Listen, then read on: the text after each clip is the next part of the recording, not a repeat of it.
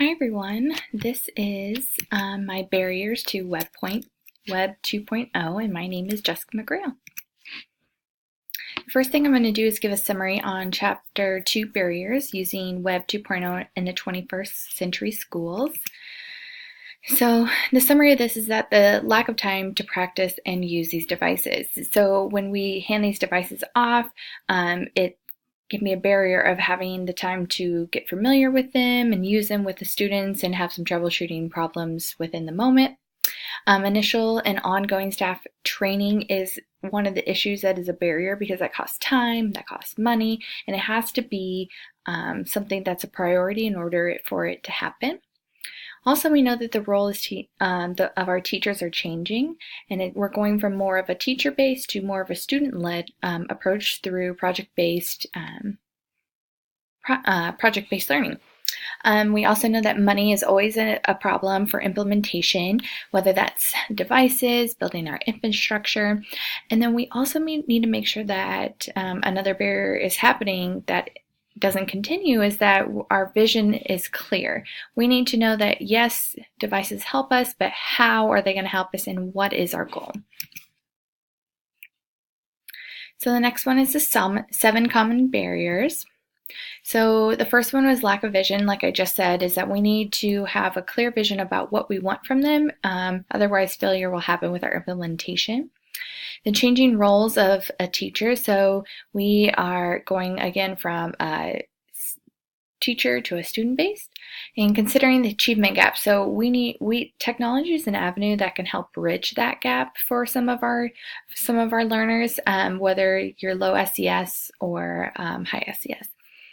Scaling promise innovations. So one cool thing is that we can now share our innovative ideas within teachers, within districts, within states, etc. But it can be a problem if you don't have the infrastructure. Lack of money to invest in technology. So we obviously, all schools have tight budgets, which makes it mean that we need to make technology a priority for it to be implemented. Thinking beyond the textbooks, so textbooks prices are rising and we're looking for new ways to meet the student needs, and this can be done through digital-based curriculums. Strong infrastructure, so we need to have easy access to Wi-Fi for when we bring our own devices. Connecting to the internet is the most important thing for our devices. If we don't have the internet, we have very limited access to using the device. So the next one is the digital divide. A quarter of Americans are living without broadband due to the price, which is astonishing to me. I guess I didn't realize how steep the price was until I realized how much it is a month. And due to lack of infrastructure, the legislation, we're doing more patchwork jobs to these underserved communities, but it's not helping them because the patchworks aren't full implementation. And then also when our students go home that don't have access to broadband are struggling in school because a lot of their homeworks are required to go home and check and do homework, or some parents need to get online to see how the day went, but they don't have access to it. We also know that some corporate executives are pushing away from E-rates and lifelines, which means that there is a tax on landline bills, and that's supposed to help disperse funds for people that don't have access. And then we need more competition to lower our prices. So all this together is creating a real big digital divide within our communities. Open Educational Resource Movement Scales Up. I thought this is such a cool article. I really wasn't aware of OER before reading this, but it's basically open license materials that are helpful to teachers for their own learning and instruction. And these items can be shared and edited by the user once they are downloaded from the platform. Currently, it is in some districts and statewide in Utah. And it's allowing some teachers to help develop their own scope and sequence instead of having it given to them and say, teach. They're getting a little bit of buy-in or at least an opportunity for leadership. Some curriculums have been developed using the OER system, and they are free.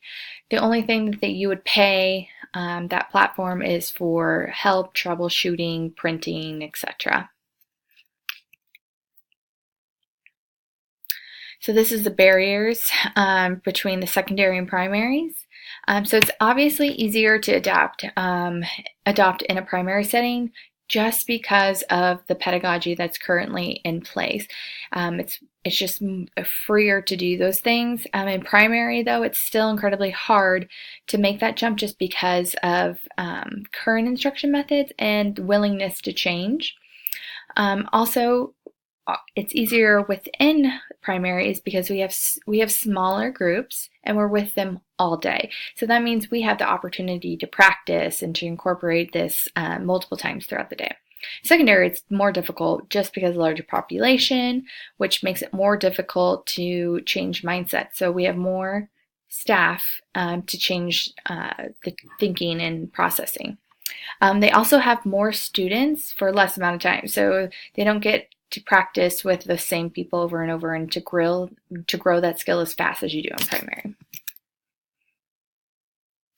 Do you feel a digital divide can be resolved? Why or why not? Absolutely, but I think that we need to make some clear changes in what our current practices are. So we need to make a clear vision, make technology a priority. We need to call our lawmakers to make the changes necessary, apply for grants, and find innovative ideas for students that don't have access to the current broadband.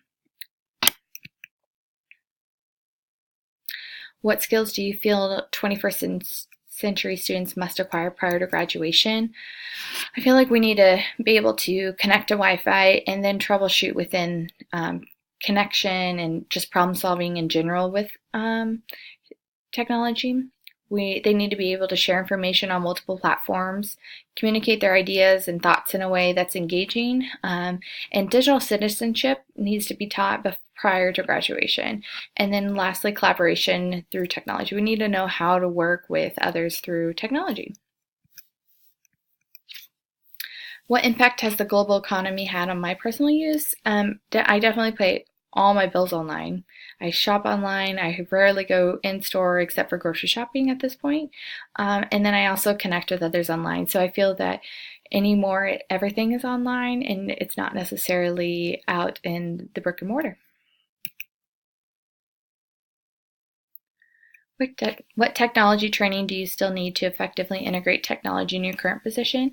Well, I'm currently a behavior support teacher, so I don't have a classroom of my own, and I'm very well equipped to individualize instruction and to meet the learner's needs. But professional development for me would be supplements to the curriculum. So those kids that are in the gen ed most of the time, how can I supplement their curriculum through technology?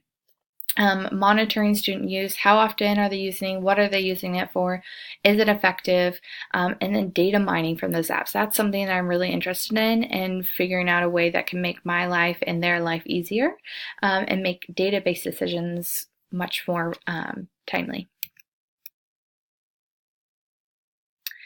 Is your school or district equipped with 21st century technology? Yes, absolutely. I would say of all my districts I've been in 3, that this is the one that is most fully incorporated with 21st technology. Everyone has one-to-one devices. That means staff and students from pre-K all the way up to post-grad or post-high. And you either have an iPad or computer, and all of those are Apple devices. We have Wi-Fi in every building and the infrastructure to support it within every building within our district. We have Apple projectors. We use an online Google Drive specifically to my district, and online platforms for safety. So we have Rafter that scans driver's license to make sure that the visitors coming in are safe. So I feel like, and within that we also have video monitoring, video surveillance at our schools. So I feel that we are very in the forefront of technology and making sure that we are teaching our students what we need.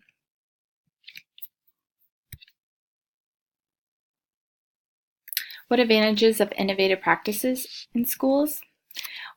We have teacher buy-in to the curriculum. Some teachers just don't like their curriculum and struggle with it. But this would allow them to have an avenue of buying in. Allows for leadership within staff. So if we're going to create that OER, that allows them to have leadership and show interest in it. And sharing resources that are showing results. So again, that OER, being able to say, hey, this has worked for me. How can we spread that across our district and say, this is working, give it a try. New ways to look at instruction, and it inspires teachers to change that mindset. So I feel like the biggest hurdle is always like, you can, but will you? So I feel like this would be an inspiring way. What disadvantages do I see? Commitment is, there's a lot of commitment to all of these changes, professional development wise, mindset. We need to have a clear vision. I still haven't seen like a technology vision or goal for our school. So that's something that I would really like to see happen. Money is always a problem because it's not just buying it, but it's keeping it updated too. Infrastructure, there's always going to be updating that's going to be needed on that and adding more and more as our schools get bigger and as our technology changes. Have you experienced problems with cyberbullying or other inappropriate internet use of students? Yes, but it's never been academic related. It's usually outside of school, and those situations are incredibly hard to handle just because of the outside nature. We don't necessarily know what happened, but they're bringing it into the school setting, so therefore we have to address it. So it's been a really tricky situation. All right, thank you. This would be my Barriers to the Web 2.0.